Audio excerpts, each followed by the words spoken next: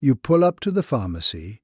You wait in the little line. The clerk slides the white paper bag across the counter, stapled shut with your name printed on the side, takes your card, tells you to have a blessed day, and you drive home.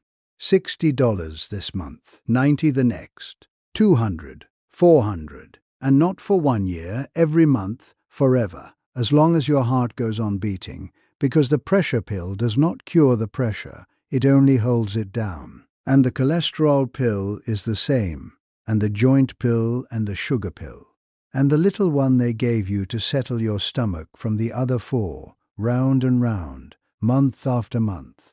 The same counter, the same white bag, the same card, the same bill that only ever climbs and never comes down. Now I want you to sit with this. There is a plant growing in the crack of your own sidewalk right now. A plant you have bent down and pulled out and thrown in the bin.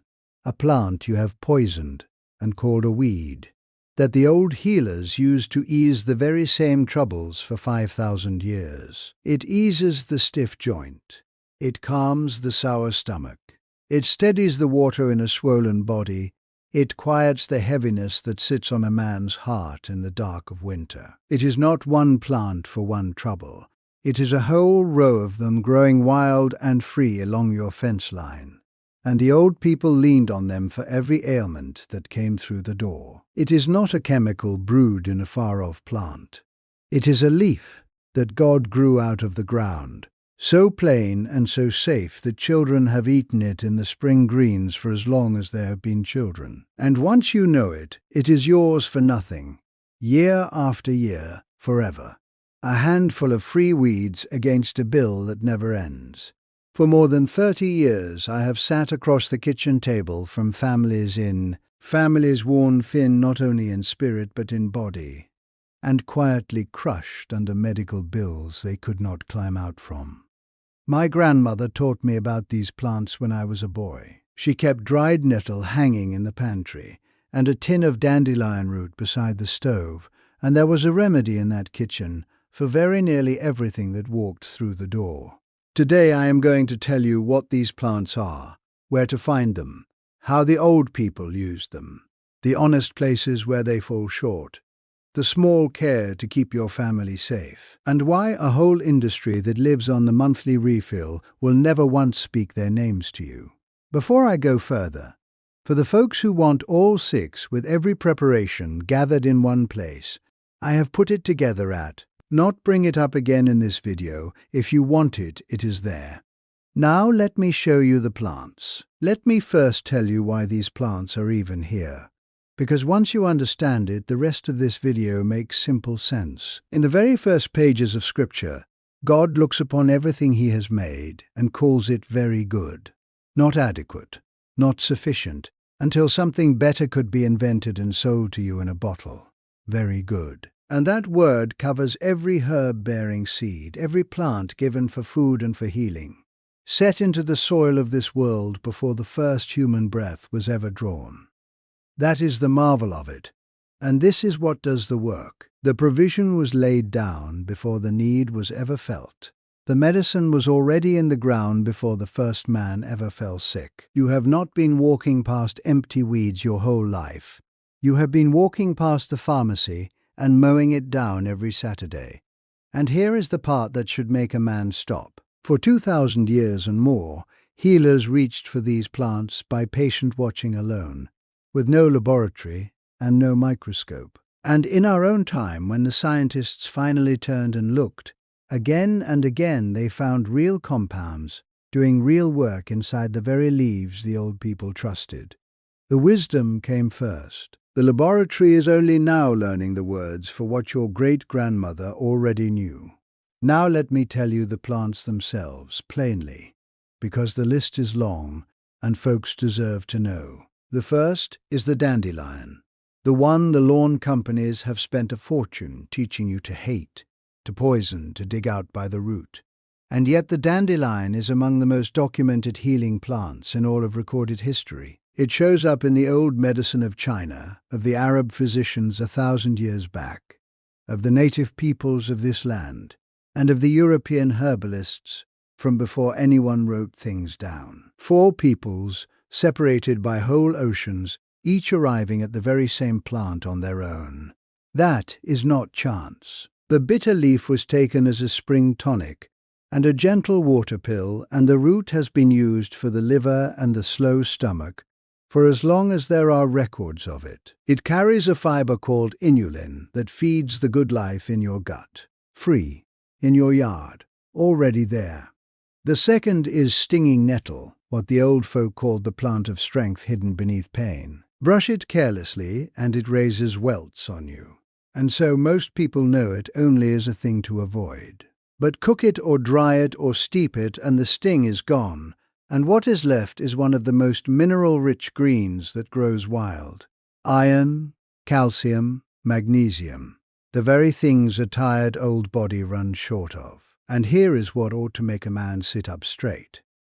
Nettle root has been put through real trials for the swollen prostate that troubles most men past a certain age. And in several of those trials, it eased the symptoms about as well as the common prescription drug, with far less of the trouble that drug is known to bring. God set the answer right next to the problem. He so often does. The third is the plantain, and I do not mean the banana. I mean the broad-ribbed, low-growing leaf you have stepped over 10,000 times on the path and the driveway without a second look. The native peoples carried it as their first remedy for a wound or a bite or a sting, and the modern men have now found exactly why it worked. The leaf holds a compound called allantoin, the very same compound the companies put in a $15 tube of healing cream and sell at the counter today. Crushed and laid on a scrape, it is the green bandage that grows for free at the edge of your own lawn. The fourth is Purslane, the little fat-leaved sprawling weed that pushes up between the patio stones and the cracks of the walk all through the warm months. Most folk yank it without a thought. Yet Purslane holds one of the highest measures of the plant form omega-3 fat of any leafy green on this earth. The same family of fat your own heart doctor keeps begging you to find more of. The provision grows between the stones. It always seems to grow right where we have stopped looking. The fifth is Cleavers, the sticky clinging plant that catches on your trouser leg as you walk past it in the tall grass. For more than 2,000 years, healers on more than one continent, with no contact between them, reached for this same humble plant as a gentle cleansing tonic, a help for the body's own quiet drainage. 2 peoples, an ocean apart, the same plant, the same purpose. That is the fingerprint of a maker who set the same wisdom into his creation so that all people everywhere might find it. And the 6th I have saved for the end, because it was not merely forgotten. It was argued down. St. John's wort, the bright yellow flower that grows wild across the old fields of Europe and this country alike. For hundreds of years, the European folk used it for the heaviness of heart we would now call low spirits and mild depression. And then the scientists did an unusual thing. They actually studied it. A large review, gathering dozens of separate trials together, found that for mild and moderate heaviness, it beat the sugar pill and stood equal to the standard drug, while bringing notably fewer side effects than that drug carries. In one great European nation, it is to this very day a licensed medicine that doctors prescribe. Not folklore, not a fringe notion. Medicine. We will come back to what was done to it here, because that story tells you everything. Now let me be honest about where these fall short, because I will not have you walk away thinking this is magic. They are slow and they are gentle. They ease and they steady and they support.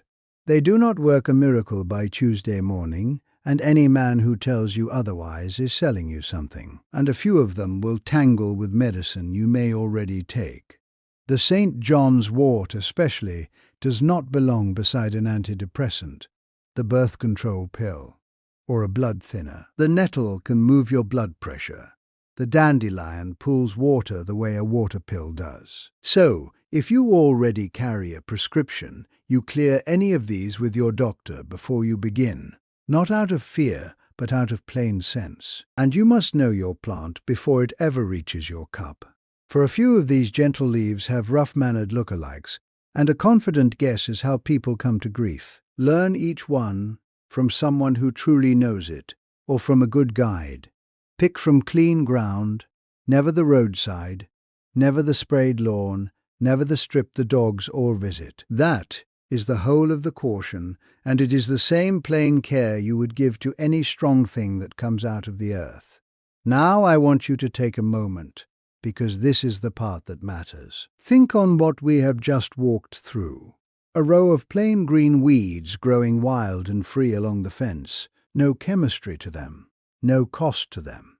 That the old healers leaned on for 5,000 years, that the scientists now turn around and confirm. And the pharmacy counter down the road, charging your neighbor $60 and $90 and $400 a month, every month, for the rest of his natural life. How can both of those things be true at the very same time? They are both true. So why does almost nobody know it? Now, I will not tell you there is a wicked man in a back room, hiding the leaf from your eyes. The truth is simpler than that, and in its way it is almost worse. You cannot patent a plant.